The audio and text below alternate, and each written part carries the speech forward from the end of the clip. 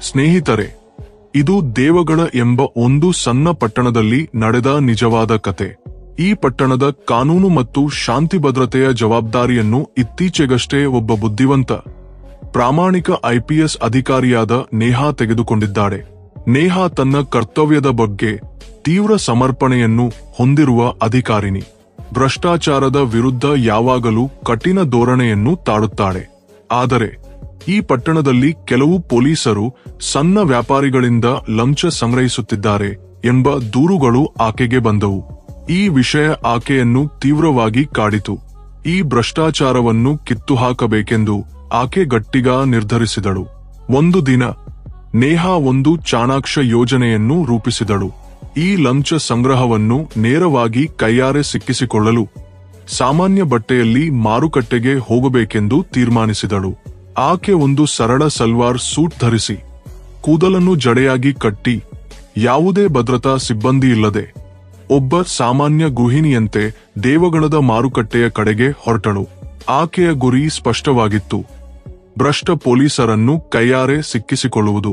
ದೇವಗಢದ ಮಾರುಕಟ್ಟೆ ಎಂದಿನಂತೆ ಜನಜಂಗುಳಿಯಿಂದ, ಗದ್ದಲದಿಂದ ಕೂಡಿತ್ತು. ಬಣ್ಣ ಬಣ್ಣದ ಅಂಗಡಿಗಳು, ಖರೀದಿದಾರರ ಓಡಾಟ, ವ್ಯಾಪಾರಿಗಳ ಕೂಗಾಟದಿಂದ ಆ ಸ್ಥಳ ಕಳಕಳಿಯಾಗಿತ್ತು. ನೇಹಾ ಒಂದು ಬಟ್ಟೆಯ ಅಂಗಡಿಯ ಮುಂದೆ ನಿಂತಳು. ಅಲ್ಲಿ ಅಂಗಡಿಯವನಾದ ರವಿ ತನ್ನ ಗ್ರಾಹಕರೊಂದಿಗೆ ಮಾತನಾಡುತ್ತಿದ್ದ. ನೇಹಾ ಸಾಮಾನ್ಯವಾಗಿ ಆತನೊಂದಿಗೆ ಮಾತುಕತೆಯಾಡಿದಳು. ಬಟ್ಟೆಗಳ ಬಗ್ಗೆ ಕೇಳುತ್ತಾ ಆತನ ಅಂಗಡಿಯ ಬಳಿ ನಿಂತಳು. ಆಗ ಒಂದು ಮೋಟಾರ್ ಸೈಕಲ್ನಲ್ಲಿ ಇಬ್ಬರು ಪೊಲೀಸರು ಆ ಅಂಗಡಿಯ ಮುಂದೆ ಬಂದು ನಿಂತರು.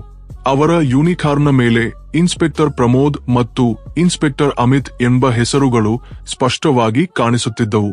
ಅವರ ಆಗಮನದಿಂದ ರವಿಯ ಮುಖ ಒಮ್ಮೆಲೆ ಭಯದಿಂದ ಕಂಗಾಲಾಯಿತು. ಆತನ ಕಣ್ಣುಗಳಲ್ಲಿ ಆತಂಕ ಸ್ಪಷ್ಟವಾಗಿ ಕಂಡಿತು. ಏನೋ ರವಿ, ಕ್ಷೇಮವಾಗಿದ್ದೀಯಾ ಎಂದು ಪ್ರಮೋದ್ ಗರ್ವದಿಂದ ನಗುತ್ತಾ ಕೇಳಿದ. ಇವತ್ತಿನ ಸಂಪಾದನೆ ಹೇಗಿದೆ? ಈ ಮಾರುಕಟ್ಟೆಯಲ್ಲಿ ಯಾರ ರಾಜ್ಯ ಒಡುತ್ತಿದೆ ಎಂದು ಮರೆತಿಲ್ಲವಲ್ವಾ? ಆತನ ಧ್ವನಿಯಲ್ಲಿ ಒಂದು ರೀತಿಯ ಬೆದರಿಕೆಯ ಧಾಟಿಯಿತ್ತು. ರವಿ ಕೈ ಜೋಡಿಸಿ ಬೇಡಿಕೊಳ್ಳುವಂತೆ, ಸಾರ್, ಇವತ್ತು ವ್ಯಾಪಾರ ಕೊಂಚ ನಿಧಾನವಾಗಿದೆ. ಈ ಸಲ ಕೊಂಚ ಕಡಿಮೆ ತಗೊಳ್ಳಿ ದಯವಿಟ್ಟು ಎಂದ. ಆತನ ಧ್ವನಿಯಲ್ಲಿ ಒಂದು ಅಸಹಾಯಕತೆ ಸ್ಪಷ್ಟವಾಗಿ ಕೇಳಿಸಿತು. ಅಮಿತ್ ರವಿಯ ಮಾತಿಗೆ ಕಿವಿಗೊಡದೆ ನೇರವಾಗಿ ಆತನ ಕೌಂಟರ್ಗೆ ಕೈಯಾಡಿಸಿದ. ಕಡಿಮೆ, ಹೆಚ್ಚು ಎಂದರೇನು? ಫಿಕ್ಸ್ ಆಗಿರುವ ಹಣ ಕೊಡು ಎಂದು ಗದರಿದ. ಆತನ ಕೃತ್ಯ ಮಾರುಕಟ್ಟೆಯಲ್ಲಿ ಲಂಚ ಸಂಗ್ರಹದ ದೌರ್ಜನ್ಯವನ್ನು ಸ್ಪಷ್ಟವಾಗಿ ತೋರಿಸಿತು. ನೇಹಾ ಈ ದೃಶ್ಯವನ್ನು ಸದ್ದಿಲ್ಲದೆ ದೂರವಾಗಿ ಗಮನಿಸುತ್ತಿದ್ದಳು. ಆಕೆಯ ಹೃದಯದಲ್ಲಿ ಕೋಪ ಕುದಿಯುತ್ತಿತ್ತು. ತನ್ನದೇ ವಿಭಾಗದ ಪೊಲೀಸರು ತಮ್ಮ ಯೂನಿಫಾರ್ಮ್ನ ದುರ್ಬಳಕೆ ಮಾಡಿಕೊಂಡು ಒಬ್ಬ ಬಡ ವ್ಯಾಪಾರಿಯಿಂದ ಬಹಿರಂಗವಾಗಿ ಲಂಚ ಸಂಗ್ರಹಿಸುವುದು ಆಕೆಗೆ ಸಹಿಸಲಾಗದ ವಿಷಯವಾಗಿತ್ತು. ರವಿ ಭಯದಿಂದ ನಡುಗುತ್ತಾ ಕೌಂಟರ್ನಿಂದ ಕೆಲವು ನೋಟುಗಳನ್ನು ತೆಗೆದು ಅಮಿತ್ಗೆ ಕೊಟ್ಟ. ಆಗ ಪ್ರಮೋದ್ ಆಕೆಯನ್ನು ಗಮನಿಸಿದ. ಏನಮ್ಮ, ಏನು ನೋಡುತ್ತಿದ್ದೀಯಾ ಎಂದು ಆಕೆಯನ್ನು ಕಠಿಣವಾಗಿ ಒಡ್ಡಾಡಿದ. ನಿನ್ನ ಶಾಪಿಂಗ್ ಮಾಡಿಕೊಂಡು ಇಲ್ಲಿಂದ ಹೊರಡು. ಇದು ಪೊಲೀಸ್ ವ್ಯವಹಾರ. ನಿನಗೆ ಇದರೊಂದಿಗೆ ಸಂಬಂಧವಿಲ್ಲ. ನೇಹಾ ಒಂದು ಗಟ್ಟಿ ಉಸಿರಾಡಿದಳು. ಆಕೆಯ ಧ್ವನಿಯಲ್ಲಿ ಗಂಭೀರತೆ ಮತ್ತು ದೃಢತೆ ಸ್ಪಷ್ಟವಾಗಿ ಕಂಡಿತು. ಪೊಲೀಸ್ ವ್ಯವಹಾರವೇ ಅಂದರೆ ನೀವು ಮಾರುಕಟ್ಟೆಯ ಮಧ್ಯದಲ್ಲಿ ಬಹಿರಂಗವಾಗಿ ಲಂಚ ಸಂಗ್ರಹಿಸುವಿರಾ ಎಂದು ಶಾಂತವಾಗಿ ಆದರೆ ಗಟ್ಟಿಯಾಗಿ ಕೇಳಿದಳು. ಪ್ರಮೋದ್ ಮತ್ತು ಅಮಿತ್ಗೆ ಒಬ್ಬ ಸಾಮಾನ್ಯ ಮಹಿಳೆ ತಮ್ಮನ್ನು ಈ ರೀತಿ ಪ್ರಶ್ನಿಸುವುದು ಊಹೆಗೂ ನಿಲುಕದ ವಿಷಯವಾಗಿತ್ತು. ವಾ ಮೇಡಮ್, ನೀನಾ ನಮ್ಗೆ ಕಾನೂನು ಕಲಿಸುವೆ ಎಂದು ಪ್ರಮೋದ್ ಕಿಚಾಯಿಸಿದ. ಅಮಿತ್ಗೆ ಕೋಪ ತಡೆಯಲಾಗಲಿಲ್ಲ. ಆತ ಮುಂದೆ ಬಂದು ನೇಹಾಳ ಕೈಯನ್ನು ಹಿಡಿಯಲು ಯತ್ನಿಸಿದ. ನಿನಗೆ ಇಷ್ಟೊಂದು ಧೈರ್ಯ ಎಲ್ಲಿಂದ ಬಂತು ಎಂದು ಗದರಿದ. ನೇಹಾ ಒಂದೇ ಒಡಂಗಿನಿಂದ ತನ್ನ ಕೈಯನ್ನು ಬಿಡಿಸಿಕೊಂಡಳು. ಆಕೆಯ ಕಣ್ಣುಗಳಲ್ಲಿ ಕೋಪ ಮತ್ತು ಆತ್ಮವಿಶ್ವಾಸ ಸ್ಪಷ್ಟವಾಗಿ ಕಾಣಿಸಿತು. ನಿಮ್ಮ ಮಿತಿಯೊಳಗೆ ಇರಿ ಇನ್ಸ್ಪೆಕ್ಟರ್ ಸಾಬ್. ಈ ಯೂನಿಫಾರ್ಮ್ ನಿಮ್ಗೆ ಜನರ ಮೇಲೆ ಹಿಡಿತ ಸಾಧಿಸಲು ಕೊಟ್ಟಿಲ್ಲ, ಅವರ ರಕ್ಷಣೆಗಾಗಿ ಕೊಡಲಾಗಿದೆ. ಆದರೆ ನೀವು ಆ ಯೂನಿಫಾರ್ಮ್ನ ದುರ್ಬಳಕೆ ಮಾಡುತ್ತಿದ್ದೀರಿ ಎಂದು ಗಟ್ಟಿಯಾಗಿ ಹೇಳಿದಳು. ಪ್ರಮೋದ್ ಮತ್ತು ಅಮಿತ್ ಆಕೆಯನ್ನು ಬಲವಂತವಾಗಿ ಹಿಡಿಯಲು ಯತ್ನಿಸಿದರು. ರವಿ ಮತ್ತು ಇತರ ವ್ಯಾಪಾರಿಗಳು ಭಯದಿಂದ ತಮ್ಮ ಅಂಗಡಿಗಳೊಳಗೆ ಯೋಡಿಹೋದರು. ಮಾರುಕಟ್ಟೆಯಲ್ಲಿ ಜನರು ಕ್ರಮೇಣ ಗುಂಪಾಗಿ ಜಮಾಯಿಸಿದರು. ಕೆಲವರು ತಮ್ಮ ಮೊಬೈಲ್ನಿಂದ ವಿಡಿಯೋ ತೆಗೆಯಲಾರಂಭಿಸಿದರು. ಇಲ್ಲಿ ಏನೋ ನಾಟಕ ನಡೆಯುತ್ತಿದೆ. ಇವಳನ್ನು ಎಳೆದುಕೊಂಡು ಸ್ಟೇಷನ್ಗೆ ಕರೆದೊಯ್ಯೋಣ ಎಂದು ಪ್ರಮೋದ್ ಹೇಳಿದ. ಪ್ರಮೋದ್ ಮತ್ತು ಅಮಿತ್ ನೇಹಾಳನ್ನು ಬಲವಂತವಾಗಿ ಹಿಡಿದು ಪೊಲೀಸ್ ವ್ಯಾನ್ಗೆ ಏರಿಸಿದರು. ನೇಹಾ ಯಾವುದೇ ಪ್ರತಿರೋಧವನ್ನು ತೋರದೆ ಸದ್ದಿಲ್ಲದೆ ಅವರಿಗೆ ಅವಕಾಶ ಕೊಟ್ಟಳು. ಆಗ ಸ್ಥಳೀಯ ಪತ್ರಕರ್ತೆಯಾದ ರಚನಾ, ಅರೆ, ಈ ಹುಡುಗಿಯನ್ನು ಏಕೆ ಎಳೆಯುತ್ತಿದ್ದೀರಿ? ಇವಳು ಏನೂ ತಪ್ಪು ಮಾಡಿದಳು ಎಂದು ಗಟ್ಟಿಯಾಗಿ ಕೂಗಿದಳು. ರಚನಾ ತಕ್ಷಣ ತನ್ನ ಚಾನೆಲ್ಗೆ ಫೋನ್ ಮಾಡಿ ಈ ಘಟನೆಯ ಬಗ್ಗೆ ಮಾಹಿತಿ ನೀಡಿದಳು. ಕೆಲವೇ ಕ್ಷಣಗಳಲ್ಲಿ ಕ್ಯಾಮೆರಾ ತಂಡ ಅಲ್ಲಿಗೆ ತಲುಪಿತು.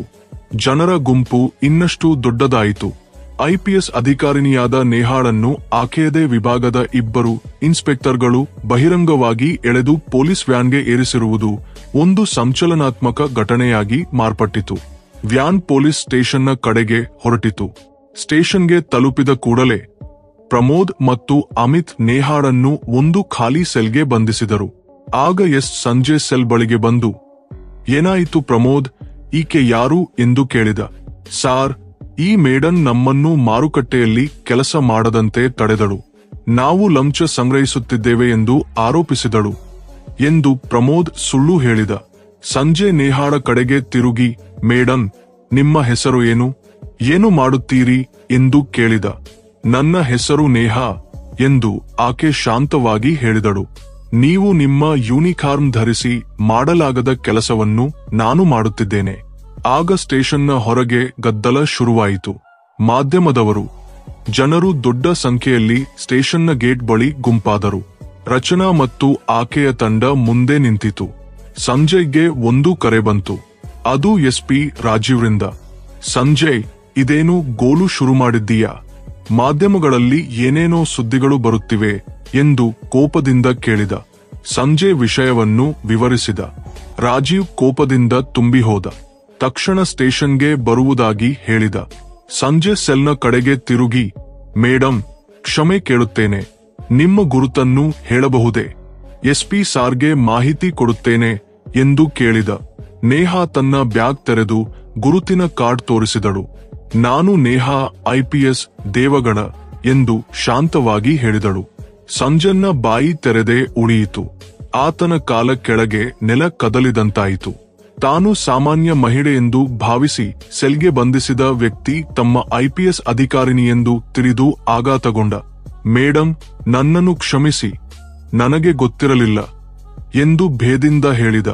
ನೇಹಾ ಕಣ್ಣುಗಳನ್ನು ದೊಡ್ಡದಾಗಿ ಮಾಡಿ, ಗುರುತು ತಿಳಿಯದಿದ್ದರೆ ಯೂನಿಫಾರ್ಮ್ನ ಮೇಲೆ ಬಿದ್ದಿರುವ ಕಲೆಯನ್ನು ಗಮನಿಸದೇ ಇರುವಿರಾ ಇನ್ಸ್ಪೆಕ್ಟರ್ ಸಂಜಯ್ ಎಂದು ಗಟ್ಟಿಯಾಗಿ ಕೇಳಿದಳು. ನೇಹಾ ಸೆಲ್ನಿಂದ ಹೊರಬಂದು ತಕ್ಷಣ ಪ್ರಮೋದ್ ಮತ್ತು ಅಮಿತ್ರನ್ನು ಅಮಾನತುಗೊಳಿಸುವಂತೆ ಮತ್ತು ಅವರ ವಿರುದ್ಧ ಶಾಖಾಪರ ತನಿಖೆ ಆರಂಭಿಸುವಂತೆ ಸಂಜಯ್ಗೆ ಆದೇಶಿಸಿದಳು. ಆಗ ಎಸ್ಪಿ ರಾಜೀವ್ ಸ್ಟೇಷನ್ಗೆ ಪ್ರವೇಶಿಸಿದ. ನೇಹಾ ಸೆಲ್ನ ಹೊರಗೆ ನಿಂತಿರುವುದನ್ನು, ಸಂಜಯ್ ತಲೆತಗ್ಗಿಸಿರುವುದನ್ನು ನೋಡಿದ. ನೇಹಾ, ನೀನಿಲ್ಲಿಯೇನಾ? ಏನು ಮಾಡುತ್ತಿದ್ದೀಯಾ ಎಂದು ರಾಜೀವ್ ಆಶ್ಚರ್ಯದಿಂದ ಕೇಳಿದ. ಸಾರ್ ಎಂದು ನೇಹಾ ಶಾಂತವಾಗಿ ಹೇಳಿದಳು. ಇವತ್ತು ನನ್ನ ಮೊದಲ ಕಾರ್ಯಾಚರಣೆ ಪೂರ್ಣಗೊಂಡಿದೆ. ನಮ್ಮ ವಿಭಾಗದ ಇಬ್ಬರು ಭ್ರಷ್ಟ ಪೊಲೀಸರನ್ನು ಕೈಯಾರೆ ಸಿಕ್ಕಿಸಿಕೊಂಡಿದ್ದೇನೆ. ರಾಜೀವ್ಗೆ ವಿಷಯ ಸಂಪೂರ್ಣವಾಗಿ ಅರ್ಥವಾಯಿತು. ಆತನ ಮುಖ ಕೋಪ ಮತ್ತು ಲಜ್ಜೆಯಿಂದ ಕೆಂಪಾಯಿತು. ತಕ್ಷಣ ಒಂದು ಪತ್ರಿಕಾಗೋಷ್ಠಿಯನ್ನು ಏರ್ಪಾಡು ಮಾಡಿದ. ಸ್ಟೇಷನ್ನ ಹೊರಗೆ ಗುಂಪಾದ ಮಾಧ್ಯಮದವರು ಮತ್ತು ಜನರಲ್ಲಿ ಗದ್ದಲ ಶುರುವಾಯಿತು. ರಾಜೀವ್ ಮೈಕ್ ತೆಗೆದುಕೊಂಡು ಗಂಭೀರ ಧ್ವನಿಯಲ್ಲಿ ಮಾತನಾಡಲು ಆರಂಭಿಸಿದ. ಪ್ರಿಯ ಮಾಧ್ಯಮದ ಸಹೋದರರೇ, ದೇವಗಣದ ಜನರೇ, ಇವತ್ತು ನಡೆದ ಘಟನೆ ಅತ್ಯಂತ ಕೀಳು ಮತ್ತು ಖಂಡನೀಯವಾದದ್ದು.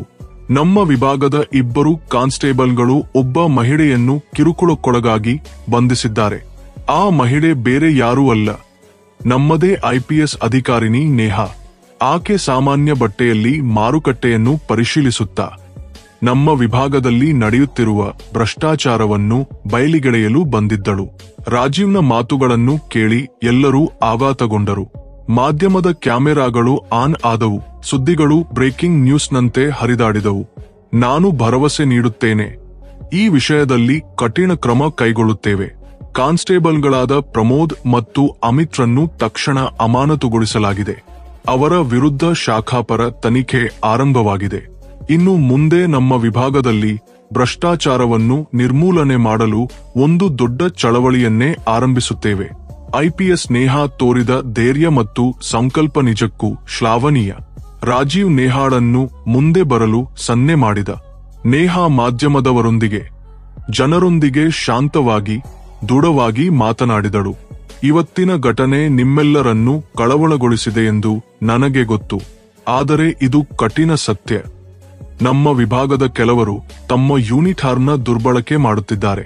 ನನ್ನ ಗುರಿ ಈ ಇಬ್ಬರನ್ನು ಸಿಕ್ಕಿಸಿಕೊಳ್ಳುವುದಷ್ಟೇ ಅಲ್ಲ, ಇಡೀ ವ್ಯವಸ್ಥೆಯನ್ನು ಶುದ್ಧೀಕರಿಸುವುದು.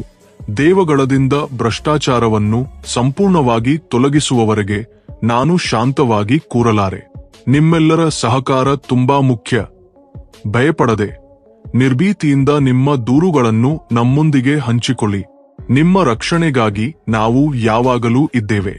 ನೇಹಾಳ ಮಾತುಗಳು ಜನರಲ್ಲಿ ಹೊಸ ಆಶೆಯನ್ನು, ವಿಶ್ವಾಸವನ್ನು ತುಂಬಿದವು. ರಚನಾ ಮತ್ತು ಇತರ ಪತ್ರಕರ್ತರು ನೇಹಾಳ ಧೈರ್ಯವನ್ನು, ಪ್ರಾಮಾಣಿಕತೆಯನ್ನು ಹೃದಯಪೂರ್ವಕವಾಗಿ ಮೆಚ್ಚಿದರು. ಈ ಘಟನೆ ದೇಶಾದ್ಯಂತ ಹರಿದಾಡಿ ನೇಹಾ ಒಂದು ಆದರ್ಶವಾಗಿ, ಸ್ಫೂರ್ತಿಯಾಗಿ ನಿಂತಳು. ಈ ಘಟನೆಯ ನಂತರ ದೇವಗಢದ ಪೊಲೀಸ್ ವಿಭಾಗದಲ್ಲಿ ದೊಡ್ಡ ಬದಲಾವಣೆಯಾಯಿತು. ಹಲವಾರು ಭ್ರಷ್ಟ ಪೊಲೀಸರನ್ನು ಅಮಾನತುಗೊಳಿಸಲಾಯಿತು. ಲಂಚ ಸಂಗ್ರಹದ ದಂಧೆ ಸಂಪೂರ್ಣವಾಗಿ ನಿಂತಿತು. ರವಿ ಮತ್ತು ಇತರ ವ್ಯಾಪಾರಿಗಳು, ಈ ಹಿಂದೆ ಭಯದಿಂದ ಬದುಕುತ್ತಿದ್ದವರು, ಈಗ ಧೈರ್ಯವಾಗಿ, ಸ್ವತಂತ್ರವಾಗಿ ತಮ್ಮ ವ್ಯಾಪಾರವನ್ನು ನಡೆಸಲಾರಂಭಿಸಿದರು. ನೇಹಾಳ ಮೇಲೆ ಅವರಿಗೆ ಅಪಾರ ವಿಶ್ವಾಸ ಬಂತು.